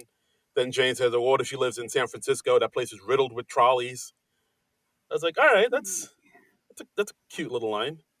I don't know. I mean, I've just. This is what like the third time we've seen Jane Wickline come on Update and do a song on her Casio keyboard Yeah, like it. that could easily be just like a TikTok video, and I'm kind of done with it. You Yeah, know? I mean, I kind of equate these things to like the same way Adam Sandler would come out with a acoustic guitar on Weekend Update and do Yeah, Red Hooded Sweatshirt songs and what that yeah, this feels yeah. like. That other thing I got sick of. Yeah. Yes. Oh, okay. All right. Well, Yeah. there we go. Yeah. Hey, you know that other thing you got sick of? Well, Well, this is a lot like that. this is a Yeah. this is a new version of that. This ain't your dad thing he got sick of. Yeah. I mean, like okay, Sarah Sherman has found a way to adapt her voice into the show, Yeah. and she's come on Update in particular as in a variety of ways. She's been on doing the Sarah Sherman news, and half the jokes are about calling Jost being gross or sexually harassing people or doing heinous things. And like in another she's like his long lost son, and in another she's like doing a tour guide thing. She's done a variety of things. I'm kind of sick of Jane Wickline just coming on and doing the same keyboard shit. It's like if Yeah. that's all you got for the show, I don't know. I'm watching this and I'm just like, and we let Chloe Trist go. Okay, okay, Yeah. Yeah. I feel like a lot of people aren't, because like Jane Wickline does a very specific thing, like this yeah, kind of and meek, deadpan kind of personality. yeah, it's just It works not a whole lot sometimes. of range so far. It works So sometimes, like depending on the yeah, sketch or situation. But yeah, but for the most part, she doesn't. Yeah, like she doesn't have a lot of range, and it's just like this one yeah, and particular thing that she does pretty well. if I saw her in a comedy club, I bet I'd laugh. But Yeah, seeing her weekend out on SNL and just doing basically this, and then just playing like little bit parts and other sketches, I don't see her lasting beyond this season right now. I You know? yeah, I kind of be surprised if she, Yeah, because like I mean, she has these breakout moments on Weekend Update, but outside of Weekend Update, like what sketch has she yeah, been in where you're like, "Ooh, she's really good in this one. She's killing it." yeah. No, I Like just don't see her going the distance I at this I I point. mean, I could be wrong, but yeah, like I see Ashley Padilla doing things that's like, "Oh, okay. That's why they Yes, hired her." Okay. yeah. I mean, I think Ashley Padilla's got chops. Jane Wickline still, I think, very young. I think I went on her Wikipedia page and like she graduated in like 2021, I think. Oh my god. So yeah, she's very young, and she like started doing TikTok videos when like her school year was delayed because of the pandemic, I think. Oh wow. Um, That is so she's young. very early in her career. So I don't feel like she has a real developed comedic voice yet. Maybe. Yeah, and I think that might be, I don't know, I feel like that's going to be a detriment to her where like you Yeah. put somebody, in front of all these cameras live before they even really developed their style and their comedy chops and all that. I I mean, look, I don't know. and you can not do so hot on SNL as a cast member and still have a great career. Look at Jenny Slate, look at Sarah Silverman, look Yeah, at I mean, there's all sorts of people I who mean who Chris didn't. Rock, yeah. Yeah, yeah. I mean, Chris Rock was on the show for a few years, but he didn't have a big breakout stuff until he did like Bring the Pain a few years after he left SNL. Yeah, absolutely. So I don't know. So yeah, I don't feel like Jane Wickline's there yet, and No, I hate not to yet. say it, but. Yeah, no, I'm with you. She's not quite there yet. I mean, she had a few kind of cool moments, like that one thing where she was with Marcello, and because Yeah. Marcello's so out there and she's like so introverted, that worked Uh-huh. all right. But with just her, I don't know, man. Yeah, I'm feeling like, well, maybe she should have just been hired as a writer or something like Yeah, that. yeah, that would have been nice. Would have been nice. Yeah. Next up, wedding interruption. Wedding interruption. We got Sarah. She's marrying Devin, and I was always rooting for those two crazy kids Mm, to get together. love wins. Um, and Shane Gillis's character objects. He's Sarah's ex-boyfriend Brad, and he's apparently a tool. He's there, and he's wearing like it was like a Ford 1970 T-shirt with a flannel shirt over it. Yeah, like he just plays, basically kind of sloppy bro dude, and like in all the in all Sloppy white trash dude. yeah, Yeah. like in all the sketches he appeared in. Yeah, yeah. I mean, we're talking about not not a lot of range. Not a lot of range. Exhibit A. And yeah, so the premise in this one is like he interrupts the wedding, saying, "Hey, I know we broke up, and that's fine. I wish you Mhm. nothing but happiness with this new guy. But before you get married, I want to cash in this one coupon you gave me for one hand job, open eyes, to Right. completion, expires never." Yeah, and you got it to me. You gave it to me in 2020, Yes, and you have to have open eyes because it's more intimate. yes. Uh, And of course, and then so that's the premise of the sketch, and then yeah. and then it's him saying like, "Hey, look, this is like legal tenders, no different than a U.S. dollar." Right. Right. I did like how he kept calling Keenan's minister character Your Honor because he's in a black robe. Yes, Um, and then Keenan said like, "Look, I'm not a judge. I can't be a yeah. judge with the record I have." Yeah. And yeah, but then there is Where we're doing that SNL thing where we God forbid somebody just has a bit part and they just have a line or two, but we always have to give everybody a little character. Mhm. And it's like, even though the sketch isn't about him by any stretch of the imagination, Right. but apparently Keenan's minister character has a history. Oof. So But yeah, so then it's this sketch kind of basically is like Sarah saying, "Look, that was just a gag gift. It's not a real right, coupon." But then after that, we see like Devin saying, "Well, I mean, if that's not a real coupon, what about this coupon you gave me for butt stuff, open eyed, expires never? I guess that's just a joke too to you." yeah. And she's like, "Wait, you have that on you during our wedding?" And Yeah, and the minister has a coupon for a non-sexual foot rub open in eyed. lieu of payment. And her dad has a coupon for a zillion infinity kisses that he got for her For Father's from Day. her for Father's Day, and then Ashley Padilla comes on. I mean, I guess because Chloe Feynman was out, it was a good week for Ashley. Mhm. Ashley has a coupon for one open-eyed lesbian sesh from Yeah, college. just to see if she's gay. Yeah. Um, I mean, this one I didn't mind as much. I thought this one was yeah, okay. I didn't mind. I probably would have put it earlier in the show. Maybe it Yeah, wasn't earlier in the show because of the risque stuff, because we're talking about hand jobs and butt stuff. And yeah, we are. okay, down boy. Awooga! Uh, Homina, homina, homina. Honk, honk. how are you the hornier one in this I don't podcast? know. I don't understand this. I'm the modern day Benny Hill. You're a married man, I know. and you get like all horned up all the time. Is everything okay? Everything's fine. Everything's fine. Okay, all right, that's good. Okay, Everything's fine. It's great. all right, okay. Wonderful. Grand. Um, Yeah, and then it ends with Keenan as the priest finding her guilty, and then everybody yeah, boos her as she walks off the set.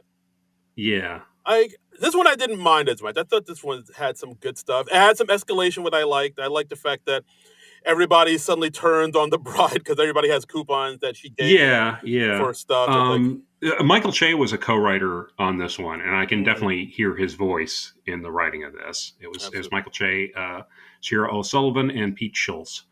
Okay. Um, So yeah, I think this might be my sketch of the night. Like I out of all of them, okay, I kind of yeah, like this one. It had more going forward, I thought, than the other stuff we saw tonight. Yeah. In a better show, I would like this more. Mm. In a better show with like a different host who gave a better performance. Yeah, Shane, he's just performance-wise, he's just He's just a charisma void. he's just a manila envelope, man. It's just Yeah. nothing there. Well, nothing beyond his stand-up persona. He's not going real far afield. Yeah, like I mean, I'm not expecting So, like a thespian to be in these sketches, like some. I'm not expecting somebody from Juilliard, but I'm expecting a little right. bit something there. He's just kind of Well, it's like Tina Fey said in the writing sketch. She was like, I would always make a list of things that are in the host's type and things that are totally outside the host type, which is how we got. It was some political figure in drag, or it was like Garth Brooks or somebody Oh in right, drag. yes, the Yeah, French horror. yeah, that was it. Yes. And it's like we need more of that. Like we needed some of like what is something totally out of left field for Shane Gillis to play. Yeah, we need Shane we Gillis. need some of that just for variety's sake. We need Shane Gillis in drag. You've heard it here first, folks. Well, I mean, in drag, or have him play a spaceman, or have him play a cowboy, or anybody else in the Village People. Like have him play a member of the Village People, Native American. That's right. Young man. Yeah, have him be the cop or the motorcycle guy with the big handlebar mustache thing. Yeah.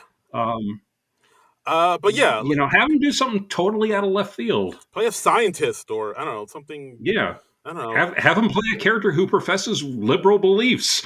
Yeah, there you go. And just lean into the irony of it. I mean, yeah, there's so many places. Have him at a Bernie Sanders rally, or he's professing his love for AOC or something. Yeah, so many places you can go, and then these are the places they choose. It's just like. Ugh. Yeah, it's just this very narrow lane they had him on, and it got very samey. Very much so. But final sketch of the night. Speaking of that, yes. Doctor's visit. Doctor's visit. So this is just a two-hander here. We have Shane at his doctor's appointment. Doctor comes in, played by Emil Joachim. We find and we find out Shane says, "Hey, I recognize you. I think I went to. Are you so and so? I think we were in 8th grade together." And it's like, oh yeah, that is me. 8th grade homeroom together. Yeah, and he says, "Didn't you go down on yourself?" And I'm like, "Oh, okay. Yeah, that's where we're going with this. Okay, all right." Yeah, and it's just basically him recalling the time that they were at some pool party, and like he wanted to show off to everybody and go beef to teeth. Beef to teeth, and he went into the pool house, and he apparently did this and made all sorts of noises. And he says, "Oh yeah, we called it a me-jay."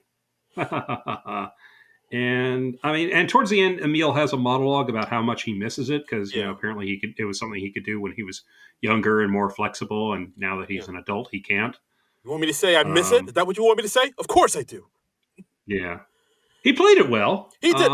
That's the other positive thing I'll say about I liked Emil in this sketch. I thought he was doing some really good sketch acting in this one. I feel bad for him that this was his one part in this week's show. It's like, oh, you're playing the guy who fillets himself. Okay, great. Well, he actually kind of impressed me. I was like, how come we don't see more Emil? He's really good. Like, I really liked what he was doing here. Yeah, I don't know. He hit the beats really well. Or what? Or they just haven't found his voice on the show yet. I don't know. I'd love to see more of Emil because I feel like I don't know him terribly well yet, and we're more than halfway through the season. And yeah, I mean, he got some death segments, so we know him a little bit, and he did pop in a few sketches here and there, but I would like to see more of Emil for sure. And I like the turn at the end where we find out that Shane Gillis is there to remove his top 2 ribs. The implication is, so that he can do that himself. That's right. Yeah. It's a DIY. Dong in your. I guess it was about as good as it could be, but it's so freaking juvenile. Yeah. I mean, a lot of these sketches, I feel like a lot of these sketches were written to sort of appeal to Shane's fan base of just kind of frat bro. Type of humor. Like, oh yeah. And a little of that is fine, but just a whole night of that is too much, Yeah. So and then at the very end we get a title card. just paying our respects to the passing of David Johansen, Yeah. founding member and lead singer of the New York Dolls, who passed away Yeah. earlier this week, who appeared on Well, SNL a number of times, including the Sigourney Weaver episode back in '86, and as Buster as Poindexter. Buster Yeah. Poindexter. Yeah, because like I knew him as Buster Poindexter before I knew him as David Johansen, I, f- which I feel like a is lot. weird. I feel like a lot of Yeah. people did because he came. I think in our generation, yeah, because the New York Dolls were a little before my time. So, Yeah, like the New York Dolls were like a big doll if you were, or a big deal, not doll, were a big deal if you were into the CBGB underground punk scene in the '70s. But then, right. like the And '80s, I wasn't quite that cool at were you 5. not? So, You no, were just I strolling wasn't. into CBGBs, watching fucking Gigi Allen cut himself and spit on people. You weren't doing Yeah, that. no, I wasn't, I was like a 5-year-old in Minnesota. So I wasn't like, hey, let's go check out the Ramones. What did they for? What did they for? Yeah. But yeah, so like in the underground scene, like Yeah. David Johansen was a big deal, but then in the '80s, he kind of became this other persona, Buster Poindexter, and he had like the big breakout mainstream hit with "Hot, Hot, Hot," which Ha, he ha, yeah. which was Yeah. everywhere in the '80s, and like he performed it when he came back on SNL back in '87 with host Yeah. Angie Dickinson was the host on that one, and Wow. Okay. yeah, Yeah, because I remember him as Buster Poindexter, and at first I didn't realize that Buster Poindexter was a character. I thought that was. I you mean, it know, sounds like a real name, and it he does. didn't look so exaggerated that he looked like a unreal person. And I'd like to find out more of the story about why he went into this whole alternate identity. It was like a successful Chris Gaines, you know? Yeah, kind of. I think he's talked about it on like NPR, and Hmm. I believe there's like a documentary about his life that's on. I want to say Paramount Plus or something like that. Like I know he put out like a Yeah. documentary about his life like recently, like a year ago or two. Okay. Well, So I'll have to check that out. It's on Paramount Plus, you say? I Okay. believe, but yeah, but And he just very recently it was announced that he had a stroke and he was yeah, I believe having health problems. So, yeah, I believe he was dealing with like stage 4 cancer. His oh God, yeah, like his daughter put out put out the word saying he was fighting, and yeah. just of course put out like a GoFundMe because that's how we deal with health issues in this country. You got to got to pass the hat around. Even when you're a super successful musician, you can't pay your fucking Ugh, health. Ugh. ugh. Why do they still let us be a country? I really don't know. I I don't know. don't. We can't handle it. We can't We handle the just. truth. Oh. But yeah, like let's. Oh, you crying? Oh dear. No, no, no. I'm just mock crying, and Oh, okay. That sounded way too real. I was like, oh my god, I'm sorry. is he I'm sorry. did he lose it? Oh no. No, this is just more sighs of despair. I'm not actually physically crying. Oh, thank God. I'm rubbing my eyes, and I'm but I'm gonna power through. Okay. But oh boy. But yeah, like David Johansen, big in the New York scene, native New Yorker. I believe he's from like Staten Island or something like that, if I'm not mistaken. Well, New York Dolls. Yeah. So Oh, there you go. yeah, But yeah, had a huge legacy. Was a big fixture in the Saturday Night Live. Rest in peace, good sir. To you. yeah, To you. yeah. Sad to hear. Yeah. Not unexpected, but sad nonetheless. Absolutely. And that's the episode. Boof. Oh, and the good nights we had Mike Myers in a Canada is not for sale T-shirt, Oh which I yes. thought was cool. Yes. Punk So, rock. yeah, I'm still not used to seeing Mike Myers with white hair It's weird. Yeah, it's one of those. because he went white while I wasn't looking. Yeah, it kind of snuck up on us. Like it wasn't like a Yeah, and gradual also thing. because he was always a guy who wore a lot of wigs and character makeup and stuff, so Yeah. I wasn't seeing his real unfiltered face a whole lot. And yeah, Yeah. No. Fair enough. Fair enough. Yeah. That I really. mean it's a me thing. I'm not I'm not gonna I'm not shitting on the guy for aging. It's just I'm not used to seeing him with white hair. How dare he get? Yeah. It's like when we saw Yeah, like recently Tom Hanks at yeah. the SNL Fit. It's like, oh my God, Tom. He is aging. It is apparent. Well, he's. I mean, how old is Tom Hanks now? He's probably like It's gotta be in his 60s. late 60s, Yeah, but or possibly even past 70. yeah, but I don't. I Yeah, guess it's like one of those things where we see a celebrity and we just always kind of think of them as that age. Tom Hanks is Yeah, 68. 68. Yeah, I just looked it up. But yeah, but like And so even this. though I just typed in Tom Hanks, a picture of Gene Hackman still came up Oh, in my results. R.I.P. Gene Hank. It was a Instagram post that Tom Hanks said Yeah. there's never been a Gene Hackman type. There has only been Gene Hackman. Did you Oh, that's nice. did you mean to say Gene Hackman? I have been thinking about Gene Hackman a lot this week. Yeah. R.I.P. Yeah. Another great we lost. Another great. Another yeah. But yeah, this episode, I mean, I know the first episode back is always usually a little rocky, but this But one seemed still, even by those standards, Jesus, this was bad. this seemed rockier than most for sure. This Yeah. was oof. But I mean, that's just us. What did you, the listener, think? Maybe are we being too harsh? Are we being too critical? Critical? That's how you say that. Yeah, that's how you say that word. Let's see what the people on the Blue Sky say about this Yeah. one. Okay. Our good friend Lee Hot the Lion saying, "Hey guys, hope all is well. So Midday News was one of my favorite sketches from the past 5 or so years, so I'm kind of glad it got a part 2. As a single dad, weekend at dad's house could have been my life. I'm glad it's not. LOL. I only made it to update, then fell asleep. Love you guys." Oh well, I'm a little envious. You didn't see the end of the show. Yeah, that's where the good stuff was. Yeah. I don't know. I just feel like less of this particular episode was a good thing. Mm-hmm. Our friends at the We Heart Hater podcast says co-host Deej here. Honey bunches of meh. That's hilarious. I love that. Honey bunches of meh. I will give a point for the callback at the end of his monologue. Okay. Appreciated Mike Myers, even with his Elon sounding like Paul McCartney. See, he thinks Elon is British. I guess so. Love for Myers' shirt at the Good Nights always makes me proud to be Canadian. Oh, Canadians are just better than us. I've said that time and time They again. really are. Yeah. They're great. They absolutely, I mean, they're more even tempered. They've got the whole gun control and healthcare thing figured out. Yeah. They seem just to be much, they're just better. I mean, they gave us the Kids in the Hall. I mean, for that alone. They gave us William Shatner. They gave us the Shat. They gave us Michael J. Fox.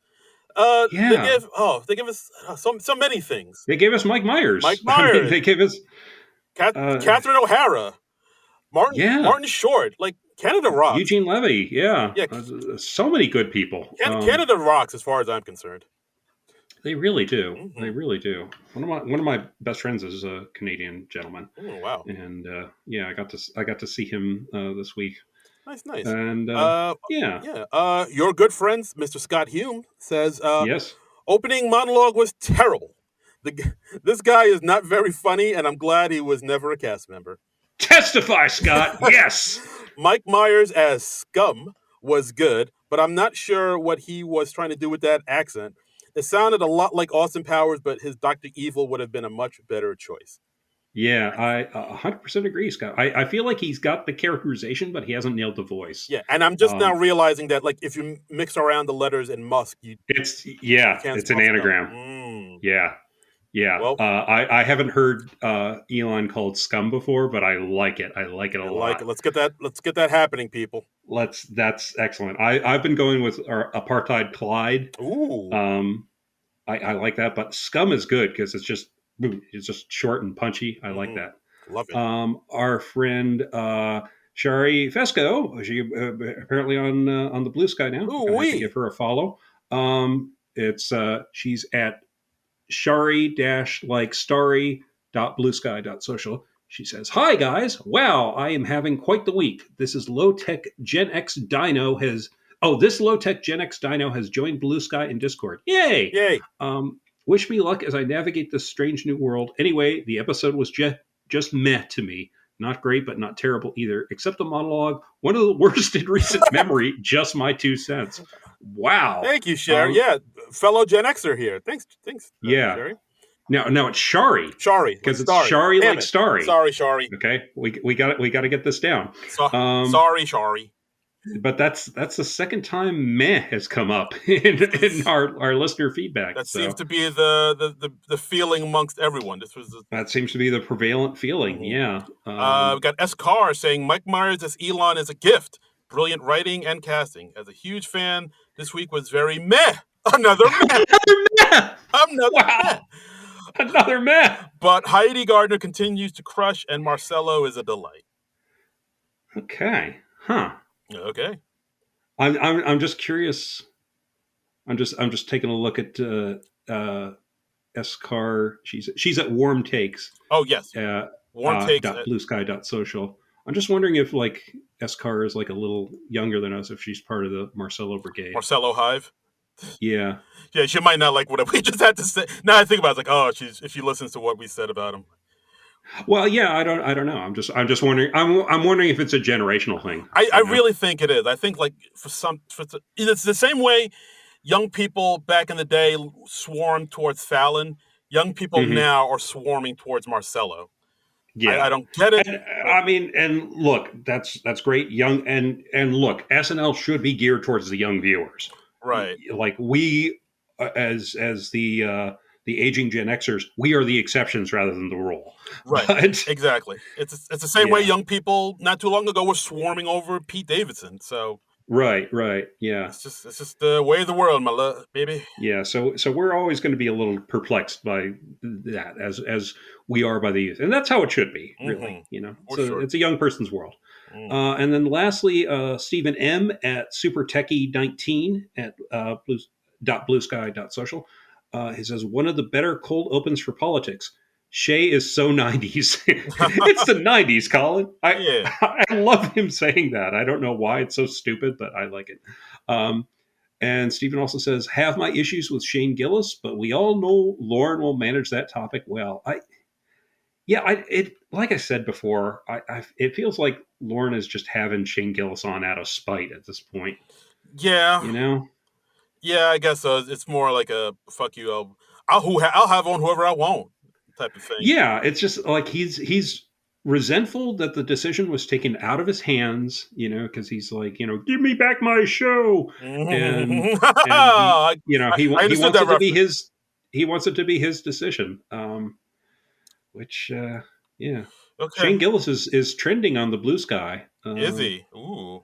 Yeah. Can only imagine what's clicking on that. I'm sure it's all good things. Let's see. One of them says Shane Gillis fans initiating a harassment campaign against 350 million Americans for not laughing at the monologue. Oof. Hoo boy. My expectations for Shane Gillis on SNL were so low, and yet it's still so much worse than I was prepared for. The Shane Gillis monologue from last night is maybe the worst thing to happen on SNL this decade. I'm not cherry picking these comments. I'm just reading them. Yeah, I think the votes are in, and yeah, that monologue is. Yeah. I think we're on the right side of history with that one. Those monologues are big old boof. This person says, pretty sure getting fired from SNL before he started is the best thing that ever happened to Shane Gillis, because whatever you think of his stand-up, he sucks out loud on that show. Yeah, I don't know. Yeah, I don't. Oof. Yeah, that monologue was. Chihuahua. I just look. I get him coming on the first time because there's a high curiosity and FU factor. I don't get having him on again. Yeah, I think after this, let's please take a break from Shane. We had him on twice. We saw what he could do. That's enough. It's more than enough. We saw what he can do. We saw him with a mustache. We saw him without a mustache. Yeah, I didn't particularly like either iteration. It was what it was. Now let's all move on and never speak of this again. Yeah, until Lauren has him on again the next time. Shane, what's your summer looking like? Yeah. And that's the episode, guys. No, I know the episodes. I know the show's not on in the summer, but we're going to have a special summer iteration of SNL, and we're going to have you on it. Yes. Yeah. So this episode. Oh boy. And that's the episode for us, guys. Thanks again for listening, as always, to the podcast. You could follow us on Blue Sky at SNL Nerds. Reach out to us, follow us. give us a little feedback. You can listen to this podcast on the YouTubes, on our YouTube page, Non-Productive.com. And follow us at Non-Productive.com. Go to our Patreon, donate some dough. And that helps us keep the podcast going. And as always, keep the lights on. Keep the lights on in this funky little podcast of ours. And as always, you can follow me on all the socials at Darren Credible. That's DARIN Credible. And you can follow me on the socials at Trumbull Comic, TRUMBULL, and the word comic. Mm-hmm. And follow me on the Blue Sky and Letterboxd. And if you want to, find me on Facebook too. That's it. If you wish, if you want, if you like. And that's the episode. And as what you call it? Oh yeah, next week we got it. Next week, Lady Gaga. Lady Gaga, double duty, bow bow. Lady Gaga, doing the hosting, doing the musical guesting. Yes. Who do we think's gonna introduce her for her musical numbers? Because it's either somebody from the cast or it's some random celebrity cameo. I don't know. I mean, I'll just say Bradley Cooper. Wow. Yeah. That's actually not a bad guess. Yeah. I'll stand by it. Yeah, I mean, what other celebs is she friendly with that it wouldn't surprise me if she showed up? I don't know. Adam. Well, you know what I totally forgot to do. What's up? When we were talking about Tate McRae musical guest this week, we forgot to speculate if Lauren knows who she is.